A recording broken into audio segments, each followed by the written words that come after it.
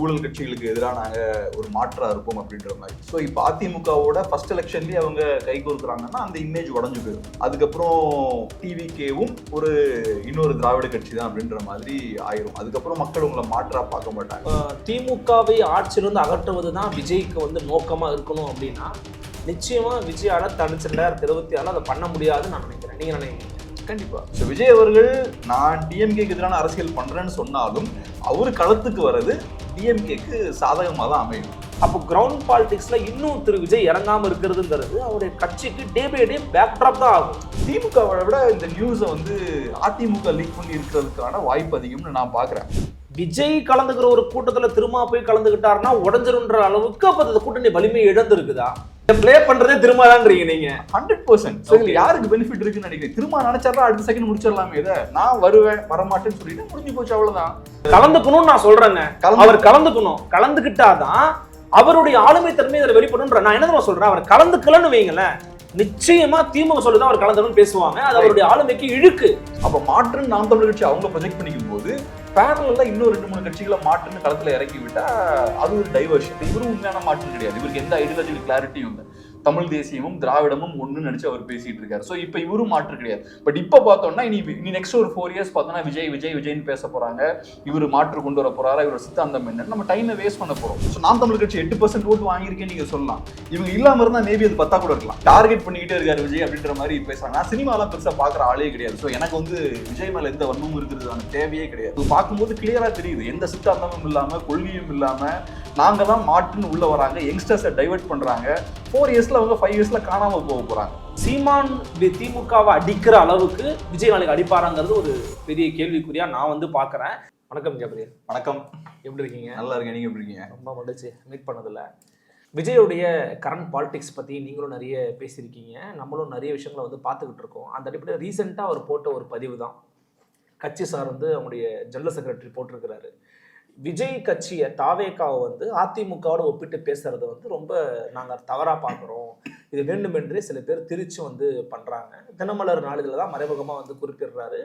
Plus ஊடகவியலாளர்கள் போர்வையில் சில பேர் வந்து பண்ணுறாங்கன்னு சொல்லி பேசுகிறாங்க. அவங்க வந்து அதிமுகவோட தங்களை மெர்ஜ் பண்ணி பேசும்போது நம்ம தான் ஒரு பிரைமரி ஃபோர்ஸ் அப்படிங்கிறத இங்கே நிராகரிக்க முயற்சி பண்ணுறாங்கன்னு நினைக்கிறாங்க. தாவே கூட அந்த ஸ்டாண்டை அல்லது அந்த அறிக்கையை நீங்கள் எப்படி எவாலுவேட் பண்ணுறீங்க? அதான் இப்போ ஒரு விஷயம் என்னன்னா குயிக்காக அவங்க ரியாக்ட் பண்ணுறாங்க. நீங்கள் சொன்ன அந்த செய்தி வருது, அதுக்கப்புறம் டிவிகேவை ஏடிஎம்கேவோட கனெக்ட் பண்ணி பேசுகிறாங்க. மேபி ஒரு அலைன்ஸ் இருக்குமோ, மேபி விஜய் அவர்கள் டெப்யூட்டி சிஎமுக்காக நெகோஷியேட் பண்ணுறாங்களோ அப்படின்ற மாதிரிலாம் நியூஸ் வருது. உடனே அதுக்கப்புறம் குயிக்காக டிவிகே சைட்லேருந்து ரியாக்ட் பண்ணுறாங்க.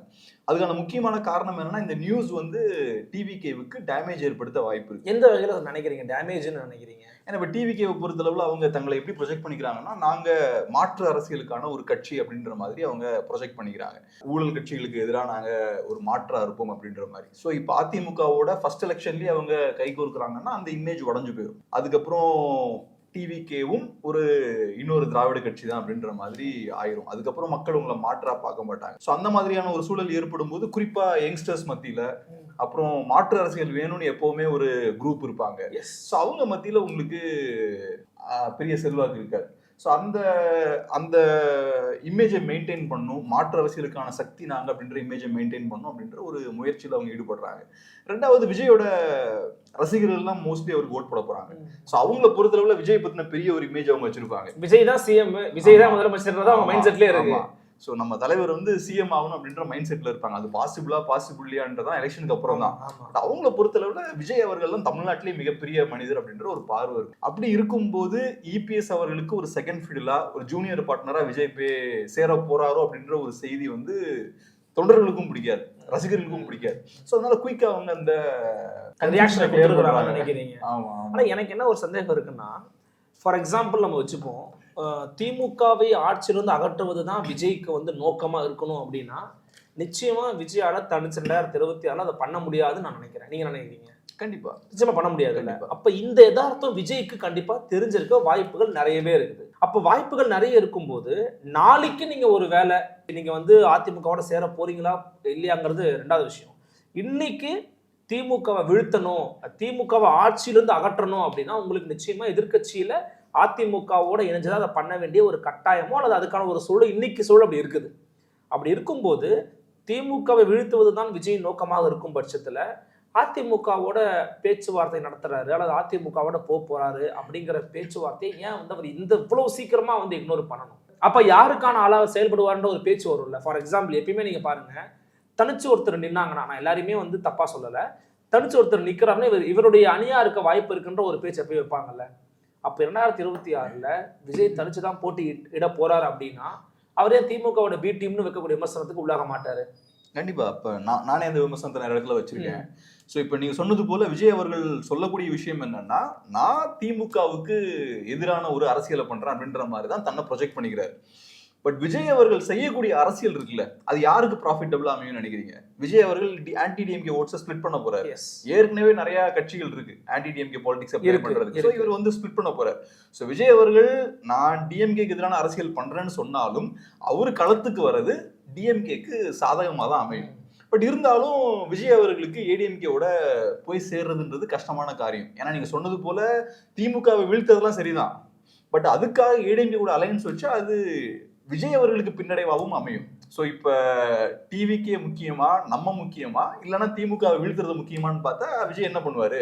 நம்ம தான் முக்கியம், நம்ம கட்சி தான் முக்கியம். ஸோ அதனால நம்மளோட கிரவுண்டை முதல் ஸ்ட்ராங் ஆகிக்கலாம் அப்படின்ற மாதிரி தான் அவங்க யோசிப்பாங்க. ஸோ அதனால நீங்க சொன்னது கரெக்ட் தான். இப்போ விஜய் அவர்களோட அரசியல் வரைக்கும் டெஃபினட்டா திமுகவுக்கு பெரிய ஒரு வரப்பிரசாதம். இன்னொரு விஷயம் நான் அதில் பார்க்கும்போது, இப்போ இவங்க இந்த மாதிரிலாம் பேசுறாங்க இல்லையா, நாங்கள் வந்து இவங்களோட சேரலை, இது மாதிரி பேசலை அப்படிங்கிறது, இது என்ன வகுதுன்னா ஒரு கட்டத்தில் வந்து அதிமுகவை இன்னைக்கு ரொம்ப இவங்க அண்டர் எஸ்டிமேட் பண்றாங்க. அதிமுக வந்து கதவுகளை திறந்து வைத்துக் கொண்டு விஜய் எப்போ வருவாரு, இவங்க எப்போ வருவாங்கன்னு காத்துக்கிட்டு இருக்கிறது போல ஒரு பிம்பத்தையும் வந்து உருவாக்குறாங்க. ஆனால் இதை வந்து எந்த இடத்துலையுமே அதிமுக பெருசாக ரியாக்ட் பண்ணலையே. அது ஏன் நினைக்கிறீங்க?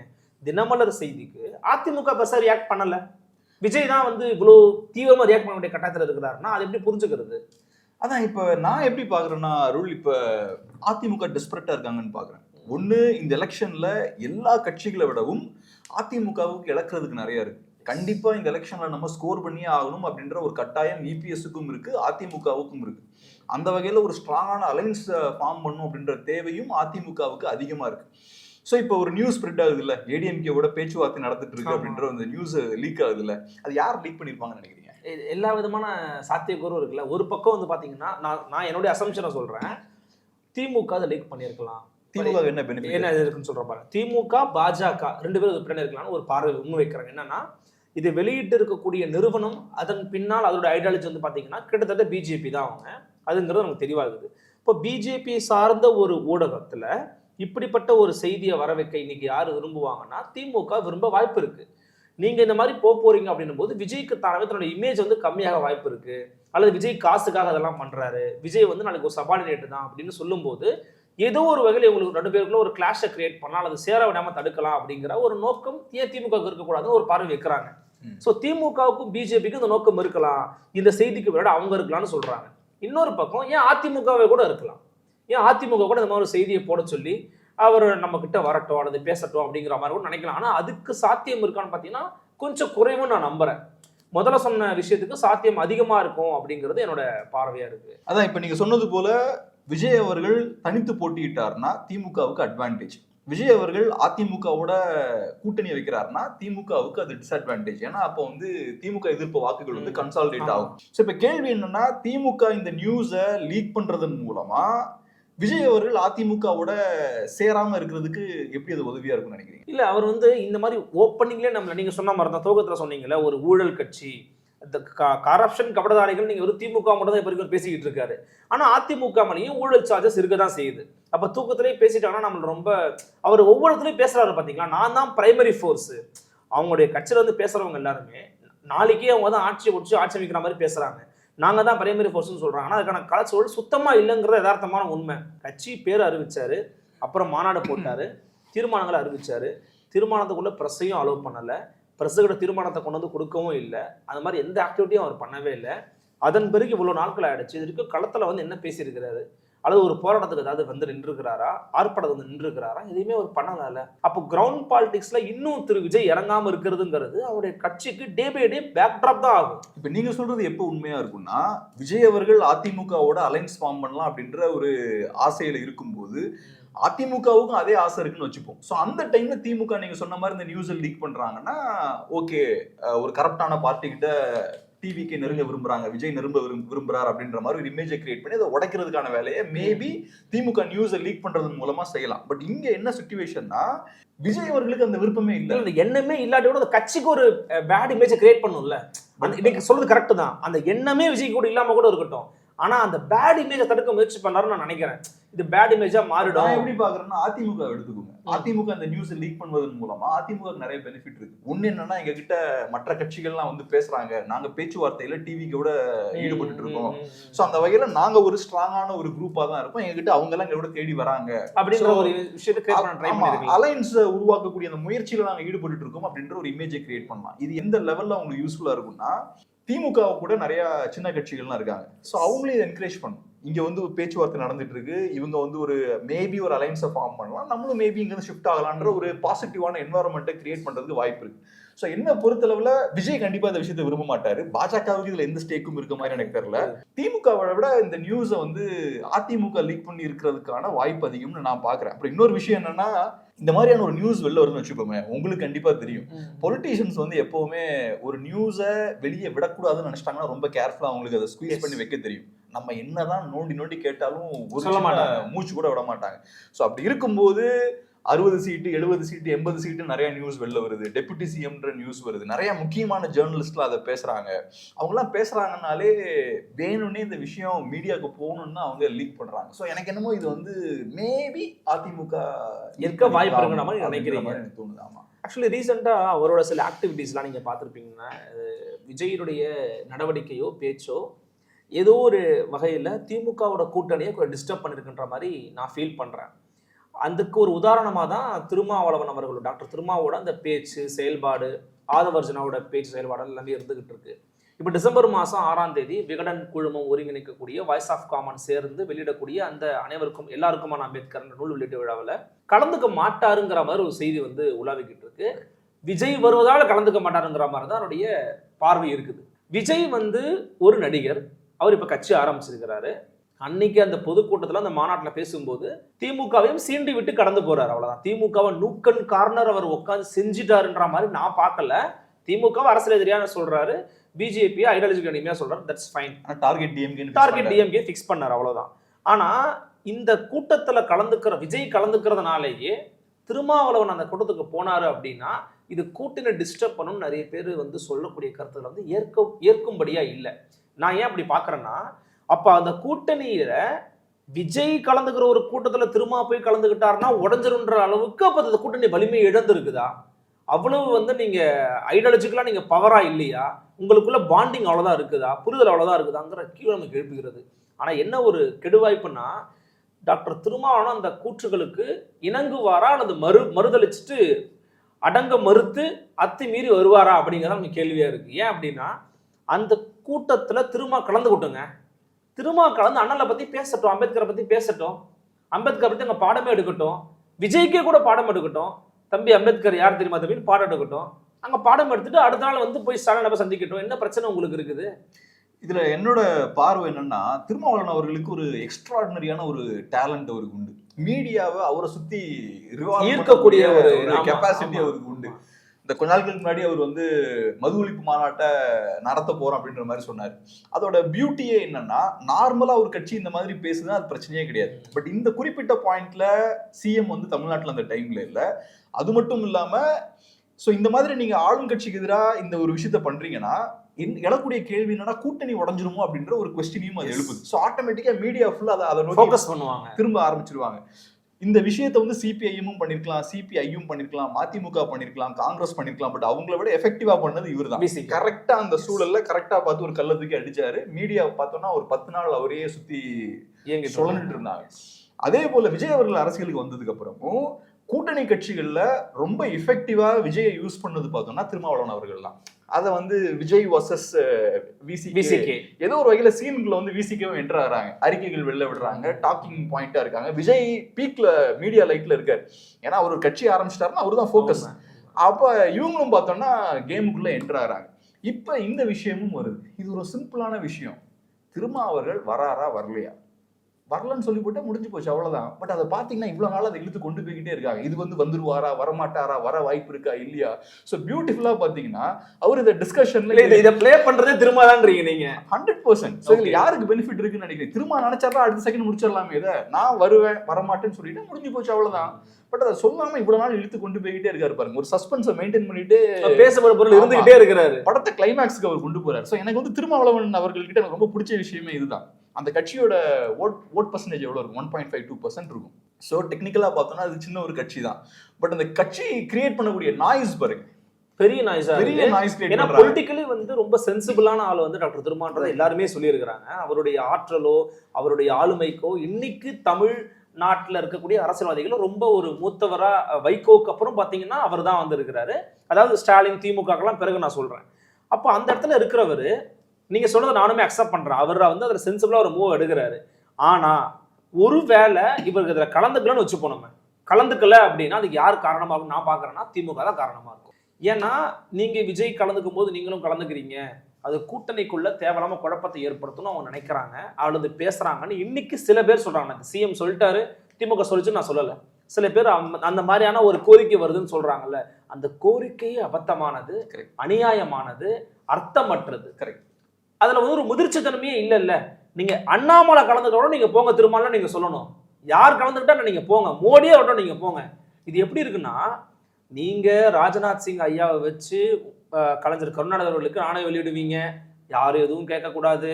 நீங்க ஆளுநர் வழங்கக்கூடிய தேநீர் விருந்தில் போய் பங்கெடுப்பீங்க, கூட்டணி கட்சிகள் நிராகரிப்பாங்க, யாரும் எதுவும் கேட்கக்கூடாது. நீங்க மனோ தங்கராஜ் அப்படிங்கிற ஆர்எஸ்எஸ்ஸையும் பிஜேபியையும் அண்ணாமலையும் ஆர்என் ரவியும் தொடர்ந்து அட்டாக் பண்ணி எழுதி பேசிக்கிட்டு இருந்த ஒரு நபரை வித்தவுட் எனி ரீசன் அமைச்சரோட வந்து நீங்க தூக்குறீங்க, யாருமே எதுவும் கேட்கக்கூடாது. ஆர்என் ரவி எதிர்த்து பேசினா மரியாதைக்குரிய பேசுற பொன்முடி அவர்களை வனத்துறைக்கு மாத்துவீங்க, யாரும் எதுவும் கேட்கக்கூடாது. அப்போ நீங்க பண்ணிக்கிட்டு இருந்த எல்லா விஷயங்களையும் யாரும் எதுவுமே கேட்கல. ஆனா ஒரு சின்னதா ஒரு கூட்டத்துல போய் கலந்துகிட்டாரு, அதுவும் ஒரு பொது தலைவரா இருக்கிற அண்ணல் அம்பேத்கர் அவர்கள் பற்றிய நூல் வெளியிட்டு விடாது, அதுல போய் ஒரு கலந்துக்கிறது உங்களுக்கு என்னங்க பிரச்சனை வரப்போகுது? இதுல வந்து நீங்க வந்து எது நியாயம் எது கரெக்ட் எது தப்பு அப்படின்ற ஆங்கிள் இருந்து பேசுறீங்க. திருமாவளவன் அவர்கள் அந்த கலந்துக்கணும்னு நான் சொல்றேங்க, அவர் கலந்துக்கணும், கலந்துக்கிட்டாதான் அவருடைய ஆளுமை தன்மை இதுல வெளிப்படுன்ற. நான் என்ன சொல்றேன், அவர் கலந்துக்கலன்னு வைங்களேன், நிச்சயமா திமுக சொல்லுதான் அவர் கலந்துக்கணும்னு பேசுவாங்க, அது அவருடைய ஆளுமைக்கு இழுக்கு. சோ இப்ப திருமாவளவன் அவர்கள் கலந்துக்கிறதுல எந்த தப்பும் கிடையாது. இன்ஃபேக்ட் திமுக அதை என்கரேஜ் பண்ணணும் அப்படின்னு சொல்ற பாயிண்ட். பட் இப்ப நம்ம இதை எந்த ஆங்கிள் இருந்து பார்க்கணும்னா, திருமாவளவன் அவர்கள் இந்த முடிவை எதை பேஸ் பண்ணி எடுப்பார் அப்படின்றதான் முக்கியமான ஒரு கேள்வி. நான் சொல்றேன், இப்ப திருமாவளவன் அவர்களை பொறுத்த அளவுல அவருக்கு திமுகவோட டிராவல் பண்ணும் அப்படின்றதுதான் அவரோட விருப்பம். ஆமா, நான் என்னோட ஸ்ட்ராங்கான ஒப்பீனியன் என்னன்னா, திமுகவை தவிர அவங்களுக்கு வேற ஆப்ஷன் கிடையாது. கம்யூனிஸ்டுகளுக்கும் சரி, காங்கிரஸுக்கும் சரி, பிசிக்கும் சரி, அவங்களுக்கு திமுகவை தாண்டி வேற ஆப்ஷன் கிடையாது. சோ இப்ப பண்ணக்கூடிய இந்த விஷயங்கள் எல்லாமே திமுக மேல எக்ஸ்ட்ரா கொஞ்சம் பிரஷர் போடுறதுக்கு உதவுமே தவிர நீங்க திமுக விட்டு வெளிலலாம் வர முடியாது.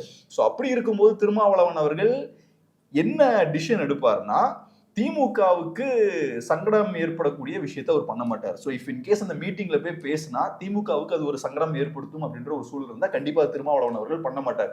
அதை நீங்க சொல்ற மாதிரி கரெக்டா தப்பான்றது செகண்டரி. ஏன்னா திருமாவளவன் அவர்கள் பொலிட்டிஷியன். இவ்வளவு நேரம் அவர் பண்ணது ஃபுல்லா பொலிட்டிக்ஸ் தான், மீடியாவை அட்டென்ஷனை கிராப் பண்ணதெல்லாம் பொலிட்டிக்ஸ் தான். ஸோ எந்த பேசிஸ்ல அவர் இவ்வளவு நேரமா அவர் செயல்பட்டாரோ அதே பேசிஸ்ல தான் இந்த முடிவு எடுப்பார். ஸோ இஃப் இன்கேஸ் அவர் விஜயோட ஒரே மேடையில சேர்ந்து நிக்கிறது திமுகவுக்கு ஒரு இரிட்டேஷனா அமையும் அப்படின்னு அவருக்கு தோணுச்சுன்னா டெஃபினட்டா அதை பண்ண மாட்டேன். பட் இரிட்டேஷனா அமையிறது சரியா? அதான் சொல்றேன்ல, சரியா தப்பான்றதே விஷயம் கிடையாதுங்க. பொலிட்டிக்ஸ்ல இது பொலிட்டிக்ஸ்ல எது நமக்கு நல்லது, எது நம்ம கட்சிக்கு நல்லது அப்படின்ற ஆங்கிள் இருந்து தான் பார்ப்பாங்க. நியாயம் அநியாயம்ல இருந்து பார்க்க மாட்டாங்கல்ல. ப்ராக்டிகல் பொலிட்டிஷியன்ஸ் நீங்க யோசிச்சு பாருங்க, அப்படி பார்த்தா நம்ம சொசைட்டி இப்படியா இருக்கும். வாய்ப்பு இல்லை. அதே மாதிரி விஜயோட வருகை வந்து நிறைய பேரோட ஓட்ஸை வந்து பிரிக்கும். இப்போ வந்து திமுகவில் ஒரு கொஞ்சம் போகும், அதிமுகவில் கொஞ்சம் போகும், சீமான் கிட்ட இருந்து கொஞ்சம் போகும், பிஜேபி கிட்ட இருந்து கொஞ்சம் போகும், விசிகால இருந்து கூட போகும்லாம் அந்த மாதிரி பொதுவான பேச்சு இருந்துகிட்டே இருக்கு. பட் இது எல்லாமே அசம்ஷன் தான். நோபடி இஸ் ஹேவிங் ஃபார்முலா, யார்கிட்டயும் எதுவும் டேட்டாலாம் கிடையாது. பட் பொதுவாக அந்த பேச்சை இது ஒரு நெரேட்டிவ் செட் பண்ணுறாங்கன்னு எடுத்துக்கலாமா? ஃபார் எக்ஸாம்பிள், சீமான் இருந்து கண்டிப்பாக ஓட்டு போயிருங்க, பாதி ஆயிருங்க, முக்காயிருவாருங்க, எல்லாமே போயிடும். அப்புறம் விசிகாலேருந்து போவோம், பட்டியல் சமூக மக்களோட வாக்கெல்லாம் அங்கே போயிருது. இது ஒரு நெரேட்டிவ் செட் மாதிரி தோணலையாங்க? ஆனால் இப்போ நான் எப்படி பார்க்குறேன்னா, சீமான் அவர்களோட நாம் தமிழ் கட்சிக்கு ஒரு டேமேஜ் இருக்கு. இப்ப நாம் தமிழர் கட்சியோட கிளைம் என்ன? நாங்க ஒரு மாற்று அரசியலை முன்வைக்கிறோம். கரெக்ட். நாங்க ஒரு ஃப்ரெஷ்ஷான நான் அதுல ஒரே ஒரு பாயிண்ட் மட்டும் சொல்லிடுறேன். இவர் ஒருத்தர் மாற்றுன்னு சொல்றாரு, நான் மாற்று சக்தியா தான் வரேன். ரெண்டு பாலிடிக்ஸ் இருக்கு. ஒன்று வந்து டிஸ்ட்ரக்ஷன் பாலிடிக்ஸ், அதாவது ஒட்டுமொத்தமா செதைச்சிட்டு இது வந்து நான் இது எல்லாத்தையுமே அழிச்சிட்டு நான் வேற ஒன்று கட்ட போறேன், வேற புது பில்டிங் கட்ட போறேன்னு சொல்றது. இன்னொன்று ரீகன்ஸ்ட்ரக்டிவ் பாலிடிக்ஸ், ஏற்கனவே இருக்குது சரியில்லை, கொஞ்சம் அங்கங்கே ஓட்டம் இருக்குது, கொஞ்சம் சரியில்லாமல் இருக்குது, நான் கொஞ்சம் வேற சரிப்படுத்தி இங்கே நான் வாழ்ந்துக்கிறேன்னு சொல்றது. ஸோ சீமான் ஃபர்ஸ்ட் இந்த பாலிடிக்ஸ்குள்ள தான் வராரு. விஜய் இந்த பாலிடிக்ஸ்குள்ள வரல. விஜய் ரீகன்ஸ்ட்ரக்டிவ் பாலிடிக்ஸ் தான் வராரு. இருக்கிறதுல கொஞ்சம் நான் சரிப்படுத்தி நான் மேலே வந்துக்கிறேன். அதனாலதான் அவர் வந்து இந்த தமிழ் தேசியம் திராவிடம் ஒண்ணுன்னு சொல்ற கூறுக்குள்ள ஏன் நகர்றாருன்னா, அவர் மொத்தமா மாத்தணும்னு விரும்பல. விஜய்க்கு அந்த எண்ணமும் கிடையாது, அந்த தைரியம் இருக்கா இல்லையாங்கிறது ரெண்டாவது பார்த்துப்போம். விஜய்க்கு அந்த எண்ணம் கிடையாது. ஸோ விஜய் எடுக்கிற பாலிடிக்ஸும் சீமானோட பாலிடிக்ஸும் ஒன்றும் கிடையாது. மாற்றுன்னு ஏன் சீமான் சொல்றது சாத்தியப்படுது அல்லது வந்து பேசப்பட பொருளாக மாறுது நான் நினைக்கிறேன் அப்படின்னா, டோட்டலா இந்தியன் பாலிடிக்ஸை நீங்க எடுத்துக்கோங்களேன். ஒன்று காங்கிரஸ் இருக்கும், இன்னொன்று தலித் பாலிடிக்ஸ் இருக்கு, இன்னொன்று கம்யூனிஸ்டுகள் இருக்காங்க, இந்துத்துவம் இருக்கு. இந்த மாதிரியான மேஜரான பொலிட்டிக்கல் ஐடியாலஜி தான் அதிகமாக இருக்குது. இந்தியன் லேண்டில் தமிழ்நாட்டுக்குள்ள இதே பாலிடிக்ஸ் வச்சு தான் இங்கே அரசியல் பண்ணிக்கிட்டு இருக்காங்க. அஞ்சாவது திராவிடியன் பாலிடிக்ஸ். ஸோ ஒன்று காங்கிரஸ், கம்யூனிசமு, இந்துத்துவா, தலித்து, திராவிடியன் அப்படின்னு 5 இருக்குது. இந்த 5க்குள்ள தான் எல்லா கட்சியுமே உள்ள வந்துருவாங்க. பட் இந்த 5லிருந்து வேறுபட்டு வேற ஒரு ஐடியாலஜியை உள்ள கொண்டு வந்து அதற்கான கமிட்டட் ஓட் பேங்கை சீமான் வச்சிருக்கிறார், 8.5 வச்சிருக்கிறார். அந்த ஓட் பேங்குக்குள்ள நீங்க சொல்ற மாதிரி விஜயோட டேமேஜ் அப்படிங்கிறது எவ்வளவு இருக்க வாய்ப்பு இருக்கு. பிகாஸ் டிஃபரன்ஷியேட் பண்ணி ஒரு ஓட் பேங்க் கிரியேட் பண்ணும்போது அது எப்படி எக்ஸிஸ்டிங்கா இருக்கிற ஒருத்தர் வந்து புதுசா வர்றவங்க டேமேஜ் பண்ணுவாருன்னு நினைக்கிறீங்க? சிம்பிள். இப்ப எப்படின்னா, இப்ப திராவிட கட்சிகள் கம்ப்ளீட்டா பொலிட்டிக்கல் ஸ்பேஸை தமிழ்நாட்டில் டாமினேட் பண்ணிட்டு இருக்காங்க. இப்ப திராவிட கட்சிகளை பொறுத்த அளவுல தமிழ் தேசியம் அப்படின்ற ஒரு சித்தாந்தத்தை அவங்க ஒரு த்ரெட்டா பார்ப்பாங்க. அதுக்கான காரணம் என்ன, நீங்க சொன்னது போல அது ஒரு நிஜமான மாற்று. சித்தாந்த ரீதியா அவங்க வேற ஒரு ஐடியாலஜியை முன்வைக்கிறாங்க. இதுக்கு ஒரு வரலாற்று அடித்தளம் இருக்கு, கலாச்சார அடித்தளம் இருக்கு. ஸோ எல்லாம் கரெக்டா ஒரு பொலிட்டிக்ஸ்க்கு என்னெல்லாம் தேவையோ அந்த பேஸ்லாம் அதுக்கு இருக்கு. இப்ப விஜய்க்கு அதெல்லாம் கிடையாது, சும்மா மேம்போக்கா அவர் பேசுறாரு. பட் அந்த அரசியலுக்கு பெரிய ஃபவுண்டேஷன்லாம் கிடையாது. இல்ல, விஜய்க்கு வந்து ஐடியாலஜி தேவை கிடையாது. விஜய்க்கு ஐடியாலஜியும் தேவையில்லை. இன்னொன்னு விஜயும் அதை விரும்பலன்னு நான் சொல்றேன். அதுக்கு நான் வரேன். சோ இப்போ என்னன்னா, நாம் தமிழர் கட்சி ஒரு ப்ராப்பரான ஒரு ஆல்டர்னேட்டிவா இருக்கிறதுக்கான வாய்ப்பு இருக்கு. ஸோ இப்போ அது திராவிட கட்சிகளுக்கும் தெரியும். அப்ப திராவிட கட்சிகள் எப்படி கவுண்டர் பண்ணா நாம் தமிழர் கட்சியை? ஒரு ஆப்ஷன் என்னன்னா, இவங்க மாற்றுன்னு தங்களை ப்ரொஜெக்ட் பண்ணிக்கிறாங்க. அப்ப மாற்றுன்னு நாம் தமிழர் கட்சி அவங்க ப்ரொஜெக்ட் பண்ணிக்கும் போது பேரலா இன்னும் 2-3 கட்சிகளை மாற்றுன்னு களத்துல இறக்கி விட்டா அது ஒரு டைவர்ஷன். இது இது வந்து மேபி எனக்கு ப்ரூஃப் இல்லாம இருக்கலாம். பட் போன எலெக்ஷன்ல கரெக்டா கமல்ஹாசன் வந்தார், அவரு தான் மாற்றுன்னு ப்ரொஜெக்ட் பண்ணிக்கிறாரு. ஸோ அப்ப என்ன ஆகுது, யங்ஸ்டர்ஸோட ஓட்டு பிரிக்கிறாரு, மாற்று அரசியல் வேணும்னு விரும்புறவங்களோட ஓட்ஸை பிரிக்கிறாரு. ஸோ அந்த ஓட்ஸ் வந்து கன்சாலிடேட் ஆகாம அவர் ஸ்டாப் பண்றாரு.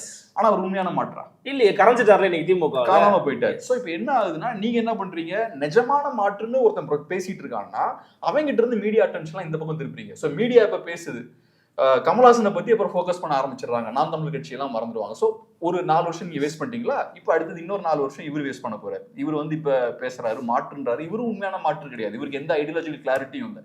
தமிழ் தேசியமும் திராவிடமும் ஒன்னு நினைச்சு அவர் பேசிட்டு இருக்காரு. ஸோ இப்போ இவரும் மாற்று கிடையாது. பட் இப்போ பார்த்தோம்னா இனி நெக்ஸ்ட் ஒரு 4 இயர்ஸ் பார்த்தோம்னா விஜய்னு பேச போறாங்க, இவர் மாற்று கொண்டு வர போறாரா, இவரோட சித்தாந்தம் என்னன்னு நம்ம டைமை வேஸ்ட் பண்ண போறோம். ஸோ என்னோட பாயிண்ட் என்னன்னா, இவங்க வந்து ஒரு பெரிய டைவர்ஷன். இந்த மாதிரி சினிமாக்காரங்க பொலிட்டிக்ஸ்குள்ள வர்றது என்ன பிரச்சனைனா, அவங்க கிட்ட சித்தாந்தம் இல்லை, அவங்க நிஜமான மாற்றும் இல்லை. பட் மக்களோட டைமை வேஸ்ட் பண்றாங்க, நம்ம சொசைட்டியோட டைமை வேஸ்ட் பண்றாங்க, நம்ம எனர்ஜியை வேஸ்ட் பண்றாங்க. ஸோ இது வந்து ஒரு பெரிய ஒரு டேமேஜா பாக்குறேன். நீங்க வந்து மேபி பெரிய டேமேஜ் ஏற்படல அப்படின்னு நீங்க சொல்லலாம், அது நானும் ஏத்துக்கிறேன்.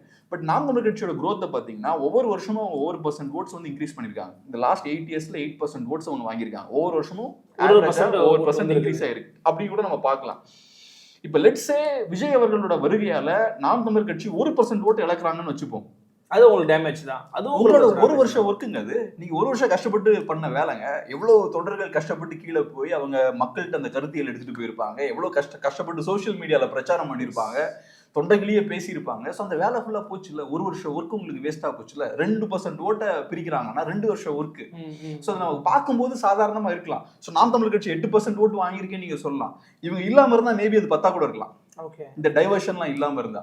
ஸோ அதனாலதான் நடிகர்கள் இந்த மாதிரி பொலிட்டிக்ஸ்குள்ள வர்றது ரொம்ப நெகட்டிவான ஒரு விஷயமா நான் பாக்குறேன். இது வந்து தமிழ் மக்களை வந்து டைவர்ட் பண்ணக்கூடிய ஒரு விஷயமா அமையுது. அதனால நம்ம அப்போஸ் பண்றோம். என்கிட்ட இந்த விஷயத்தை நம்ம பேசும்போது கமெண்ட்ஸ்ல நிறைய பேர் வந்து இவனுக்கு ஏதோ விஜய் மேல வந்து ஒரு பெரிய வன்மம் இருக்கு, உங்களுக்கு டார்கெட் பண்ணிக்கிட்டே இருக்காரு விஜய் அப்படின்ற மாதிரி பேசுறாங்க. நான் சினிமாலாம் பெருசா பாக்குற ஆளே கிடையாது. ஸோ எனக்கு வந்து விஜய் மேல எந்த வன்மமும் இருக்கிறதுக்கான தேவையே கிடையாது.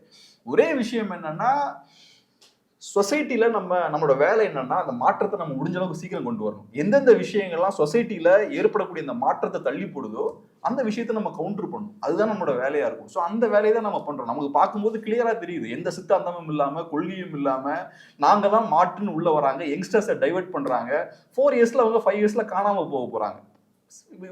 இந்த நடிகர்களால எந்த பெரிய மாற்றத்தையும் ஏற்படுத்த முடியாது. ஸோ அப்படி இருக்கும்போது நம்ம வந்து டெஃபினட்டா அதை கவுண்டர் பண்ணி தான் ஆகணும். அதுக்காக தான் இந்த விஷயத்த பேசுறோம். அதான் நான் இன்னொரு ஆங்கிளையும் பார்த்தேன். நீங்க சொல்லும்போது சீமானோட எதிர்ப்பு, விஜயை வந்து அவர் எதிர்க்கிற விதம், அதில் வந்து அவர் இப்படி பேசியிருக்க கூடாது அப்படி பேசியிருக்க கூடாதுங்கிறது தனி சப்ஜெக்ட். பட் பொதுவாக நம்ம எடுத்துப்போம், சீமான் விஜய் எதிர்க்கிறாரு அப்படின்றது சீமானோட கட்சிக்குள்ள வந்து பாசிட்டிவா நெகட்டிவான்னு பார்க்கும்போது சீமானோட கட்சிக்கு அது பாசிட்டிவ்.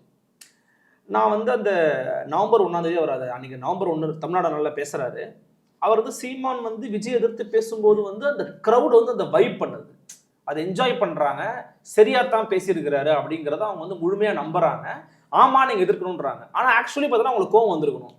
என்னன்னு கோவம் வந்திருக்கணும், நீங்க தான் வந்து விஜயை வரவேற்று பேசுனீங்க, விஜய் தம்பின்னு சொன்னீங்க, விஜய்க்கு வாழ்த்துக்கள் சொன்னீங்க, ஆனா இன்னைக்கு நீங்க எதிர்க்கிறீங்களே அப்படின்னும் போது அப்வியஸா அவங்களுக்கு கோவம் வரணும்.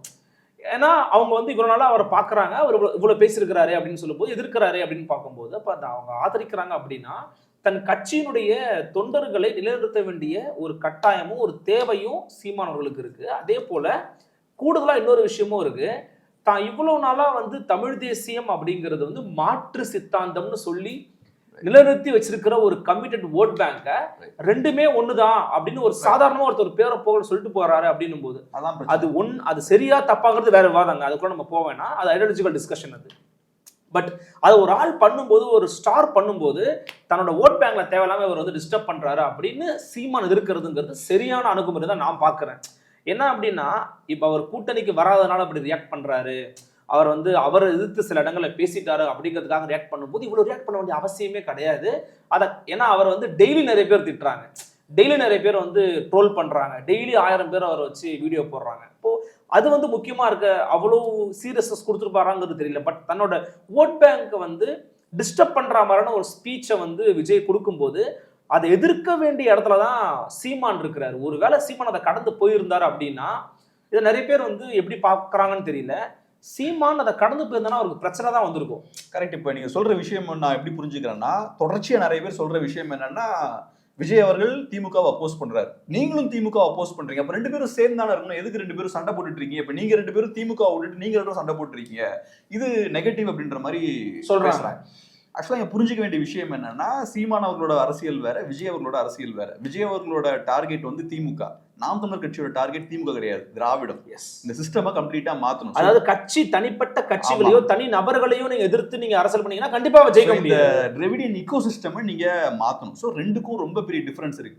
சோ இப்ப விஜய் வேணும்னா திமுகவை எதிர்க்கிறதுக்கு யார் கூட வேணாலும் கூட்டணி வைக்கலாம், ஏன்னா அவரோட டார்கெட் திமுக, அதை தாண்டி அவருக்கு வேற எதுவும் கிடையாது. பட் நாம் தமிழர் கட்சி தமிழ் தேசிய கட்சி, திமுகவை எதிர்க்கணும்னாலும் தமிழ் தேசிய சித்தாந்த அந்த பிளாட்ஃபார்ம்ல இருந்து பண்ண முடியும். சோ அந்த மாதிரி நீங்க பிடிச்ச மாதிரி அதிமுக கூட கூட்டணி வச்சு நீங்க திமுக எதிர்க்க முடியாது, விஜயோட கூட்டணி வச்சு நீங்க திமுக எதிர்க்க முடியாது. விஜய் ஒரு தமிழ் தேசிய கட்சியா இருந்தா அதை பண்ணலாம். பட் நீங்க திராவிடமும் தமிழ் தேசியமும் ஒண்ணுதான் சொல்லும் போது உங்களோட உட்கார்ந்து அந்த விஷயத்தையும் பண்ண முடியாது. சோ அதனால ஃபர்ஸ்ட் இந்த விஷயத்தை நம்ம கிளியரா புரிஞ்சுக்கணும். நாம் தமிழர் கட்சியோட எய்ம் வந்து திமுகவை வீழ்த்துறது இல்ல, அந்த திராவிட ஈகோ சிஸ்டமை எப்படி 60ஸ்ல நேஷனல் பார்ட்டிஸை வீழ்த்தி இங்க ரீஜனல் பார்ட்டிஸ் வந்ததோ அதே மாதிரி இங்க இருக்கக்கூடிய திராவிடியன் பார்ட்டிஸை வீழ்த்தி தமிழ் நேஷனலிஸ்ட் பார்ட்டி கேப்சர் பண்ணணும். ஸோ அதை பண்ணதுக்கு அப்புறம் எப்படி இப்ப திராவிடியன் பார்ட்டிஸ் எல்லாம் ஃபுல்லா கண்ட்ரோல் இருக்காங்களோ அதே மாதிரி ஃபியூச்சர்ல தமிழ் நேஷனலிஸ்ட் பார்ட்டிஸ் தமிழ்நாட்டில் கண்ட்ரோல் இருக்கணும், தமிழ் மக்களோட ரெப்ரசன்டேட்டிவ்ஸ் அவங்க இருக்கணும், அதுதான் ஏம். ஸோ அந்த விஷயத்த பண்ணும்போது நேச்சுரலா இப்ப என்டிகே டிவிகேவை அட்டாக் பண்ணி தான் ஆகணும் இந்த இடத்துல இருந்து பார்க்கும்போது. கட்சியோட சர்வைவல் இல்லையா? ஆமா. ஸோ இப்போ அது வந்து திமுகவுக்கு பெனிஃபிஷியலாக அமையுமா, அதெல்லாம் மேட்டர் கிடையாது. இப்போ என்டிகேவோட முக்கியமான வேலை என்னன்னா 8% ஓட்டு இப்போ கையில் இருக்கு, இதை எப்படி 10-12% ஆக்கணும் அப்படின்றது தான் முக்கியமான வேலை. இந்த எலெக்ஷன் என்டிகேக்கு ரொம்ப சேலஞ்சிங்காக இருக்கும். ஏன்னா நம்ம ஏற்கனவே பார்த்தது போல ஆன்டி டிஎம்கே ஓட்ஸ் அப்படின்ற ஒரு மார்க்கெட் இருக்குல்ல, அந்த மார்க்கெட்ல இப்ப காம்படிஷன் அதிகமா இருக்கு, Yes. நிறைய பிளேயர்ஸ் இருக்காங்க. ஸோ இந்த பிளேயர்ஸ் மத்தியில எல்லாரும் ஓட்ஸ் ஸ்பிளிட் பண்ண போறாங்க. அதுல என்டிகேவும் முடிஞ்ச அளவுக்கு அவங்களோட ஓட்ஸை ஹோல்டு பண்ணி வைக்கணும். கொஞ்சம் அவங்க அடிஷ்னலா 1-2% ஓட்ஸை வாங்கினாங்கன்னா அது பெரிய அட்வான்டேஜ். பட் நெக்ஸ்ட் எலெக்ஷன்ல அவங்களுக்கு பெரிய ஒரு வாய்ப்பு இருக்கும். 31ல அவங்களுக்கு பெரிய வாய்ப்பு இருக்கும். ஏன்னா இந்த எலெக்ஷன்ல இஃப் இன் கேஸ் ஏடிஎம்கேனால ஜெயிக்க முடியலன்னு வச்சுப்போம், அப்போ ஆன்டி டிஎம்கே ஓட்ஸ்லாம் என்ன யோசிப்பாங்க? அவங்க ஆன்டி டிஎம்கே ஓட்டர்ஸ் என்ன யோசிப்பாங்க?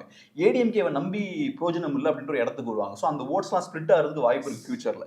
ஸோ அதை நோக்கி தான் என்டிகே போகணும். இந்த எலெக்ஷனில் அவங்க ஓட்ஸை கம்ப்ளீட்டாக முடிஞ்ச அளவு ஹோல்ட் பண்ணிட்டாங்கன்னா நெக்ஸ்ட் எலெக்ஷன்ஸில் அவங்களுக்கு ஒரு குவாண்டம் ஜம்ப்பும்பாங்க, growth இருக்கும், பட்டுன்னு ஹெவியா ஜம்ப் பண்றதுக்கான ஒரு ஸ்பேஸ் இருக்கும். எப்பவுமே பொலிட்டிக்ஸ்ல வந்து growth வந்து இப்படி ஸ்லோவா கரெக்டா ரெகுலரா போற மாதிரி இருக்கும். திடீர்னு ஒரு பாயிண்ட்ல பட்டுன்னு ஒரு ஜம்ப் ஏற்படும். அது ஒரு குவாண்டம் ஜம்ப்பும்பாங்க. திராவிடன் பார்ட்டிஸ்க்கு அது ஏற்பட்டுச்சு. அது ஏற்படுறதுக்கான வாய்ப்பு இருக்கு. ஒன்ஸ் இப்போ என்டிகே ஒரு 15-18% ஓட்ஸ் போறாங்கன்னு வச்சுப்போம், அப்போ மக்கள் வந்து அவங்களை சாலிடான ஆல்டர்னேட்டிவா பார்க்க ஆரம்பிப்பாங்க. ஒரு பெரிய குரூப் வந்து அவங்களை நோக்கி திரும்புறதுக்கான வாய்ப்பு. ஸோ அதை நோக்கி தான் அவங்க ஃபோக்கஸ் பண்ணணும். எஸ் நிச்சயமா. ஏன்னா நீங்க சொல்றதை நானுமே வந்து உடன்படுறேன். அதுல நமக்கு என்ன ஒரு கருத்து இருக்குன்னா, நீங்க சொன்னதுதான், ஒரு தனிப்பட்ட கட்சி, தனிப்பட்ட நபர்கள், தனி ஆளுமைகளை எதிர்த்து ஒரு விஷயத்தை வெல்ல வைக்கணும் அப்படின்னு போராடுறதை விட, அல்லது ஒருத்தன் அழியணும், அல்லது ஒருத்தனை வந்து வெறுக்கணும், ஒருத்தனை டோட்டலா காலி பண்ணணும் அப்படின்னு போராடுறதை விட நம்மளுடைய ஐடியாலஜி ஜெயிக்கணும்.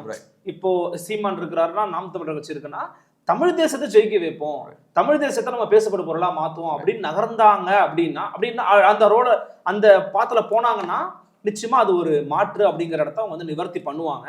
அப்படி இல்லாம சில டைவர்ஷன்ஸ் வந்து வச்சுக்கோங்களேன், இப்போ விஜய் போன்றவங்க வராங்கன்னா, விஜய் வந்து திமுக சப்போஸ் இன் கேஸ் நாளைக்கு அவர் அட்டாக் பண்றாருன்னா, இப்போ இவங்களும் நாளைக்கு அதை விட விக்ரஸா அட்டாக் பண்ணணும். ஆனா எனக்கு என்னவோ சீமான் திமுகவை அடிக்கிற அளவுக்கு விஜய் நாளைக்கு அடிப்பாராங்கிறது ஒரு பெரிய கேள்விக்குறியா நான் வந்து பாக்குறேன். ஏன்னா எனக்கு தெரிஞ்ச தகவல் அடிப்படையில விஜய் அவர்கள் பிரஸ்ஸையே சந்திக்க மாட்டாருன்னு சில பேர் சொல்றாங்க. சில ஜேர்னலிஸ்ட்டை பேசும்போது அவர் பிரஸ்ஸையே மீட் பண்ண மாட்டாருங்கிறாங்க. அப்படி மீட் பண்ணாத போது அவர் எப்படி அதை வெளியில வந்து எக்ஸ்ப்ளோர் பண்ணுவாரு, வெளியில வந்து எப்படி இயங்க போறாரு அப்படிங்கிறதுல ஒரு பெரிய கேள்விக்குறி. நீங்க சொன்ன மாதிரி அது ஒரு சொசைட்டியல் டேமேஜ் கிரியேட் பண்ணிடக்கூடாது அப்படிங்கிறது என்னோட ஒரு ஆதங்கம். நான் விஜய் வந்து இப்போ எனக்கு ஒரே ஒரு சின்ன மாற்று கருத்து இருக்கு, வரட்டும், யார் வேணா வரட்டும், ஆனா நீங்க இருக்க சிஸ்டம் கொலாப்ஸ் பண்றாதீங்க, மாத்துறதுக்கான ஒரு முயற்சியோட வரணும். அப்படி வரலன்னா அல்லது அப்படி இல்லைன்னா வராதிங்கன்றதான் நம்முடைய நோக்கம். அப்படி வரக்கூடாது, அப்படி ஆயிடக்கூடாதுங்கிறத நம்முடைய எண்ணமாக நான் பதிவு பண்ணிக்க விரும்புறேன். கண்டிப்பா. ஸோ அதனால பேசுறதுக்கு வந்து புதுசா இருக்காதுன்னு நினைச்சோம். பட் இருந்தாலும் ஏகப்பட்ட விஷயம் இப்பயும் நீங்க கொண்டு வந்திருக்கீங்க. சூப்பர். நன்றி, ரொம்ப நன்றி. நன்றி.